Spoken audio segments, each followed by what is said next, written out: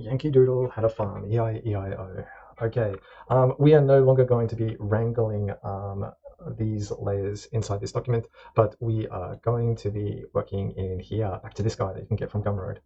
Okay, so what we're going to be looking at is kind of a more advanced version of color layers and how everything is working here to achieve this painted look, right? So we've brought in our reference from using our reference tool, this guy here, okay? And then what we've done is we've changed the expression up and the model up just to help, work out the character. And then after we've worked out the character with our rough from this drawing here, we come in and we clean it up and then we have to paint it, right? So then basically what we're doing is we're working through these layers. And as we've finished one, we can move on to the next. And then as we've finished one, we can move on to the next.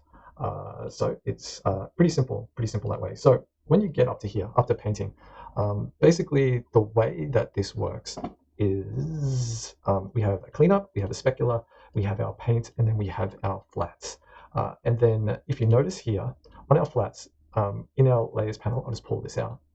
On our layers panel here, you'll notice that what we have is just our flat color. So if I turn all of these off, we have all of this. And then everything else, you can see here, this guy, the A, is for the clipping mask. So that's what we've painted in really quickly. And you can see that's just all of our flat colors. And you can see without the line work, it doesn't look too amazing. But then when you put the line work back on, it starts to look pretty cool. When we take it up a level from there and we want it to look more avatarish, that's a new animation term, avatarish, is we have just a basic black on there. Now, they haven't used this technique, but a lot of studios use this technique. So basically all they're doing is they're saying this is going to be the particular color that we're going to be using, and we're going to color it black, and that layer is going to sit at 100%. And then you might say it's not going to sit at 100%, it's going to sit at 15%. Right? It's going to sit at 15%, and that's what it looks like. But the thing is they also have this thing called a blend mode running through it, and that's what's happening here.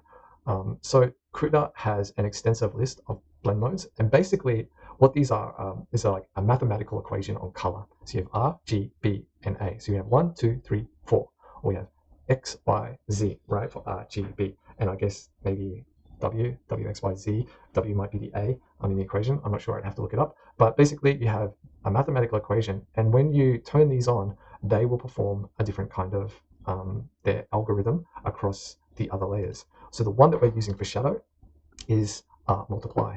And then if we turn on our one for specularity, so this one here is just the paint and it's just white. And what we can do is we can drop that right in front of our line work, and then we get a nice specular across our line work and across our paint. So a specular is sitting on top. Now it depends on how studios are doing this. This is pretty much the same principles how studios work with Toon Boom Harmony or TV Paint, but they're just paying a lot more for basically what they're using. That's it. And they have a few extra tools that Krita doesn't have. But if you're using something like TV Paint, then, well, you may as well be using Krita anyway. So anyway, besides that, this is how layers are working. So we can see here, it sits inside of our cleanup. All of these ones, it sits inside of our animation, right? So our cleanup is this guy here. So if we turn off our color, we can see that's just our color.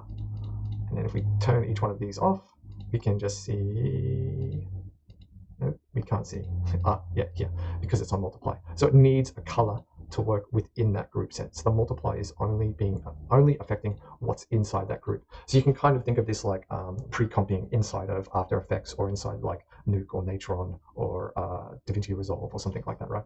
So basically you're pre-comping, it's only affecting that subset of layers or that subset of nodes. We can add our color, and then we can add our specularity, and then that's it. Okay, so that's basically the way that color is treated. If we were to look at our shift and trace, this is what we covered before, is that our shift and trace is basically, it's this single layer and then it's a color layer. So when we draw on our shift and trace layer, it will automatically color to green, it will automatically color to red. And this is really great way of working, because then basically what you can do is you can just use your black pencil for when you're doing cleanup, and then if you're wanting to shift and trace a particular layer, you can just control drag it to another keyframe or a freeze frame layer, and then basically, or pin frame layer, whatever you want to call it, and then basically, you can use it as reference. It's colored, it's the line work or the painting isn't getting in the way because it's all being masked here by the clipping mask. So it works super well. So that's why groups and clipping mask and selections are all working together. So that's pretty much the way that these layers work. And And that's it, I think. So I'll see you in the next one, which will be cool and awesome. All right, see you guys.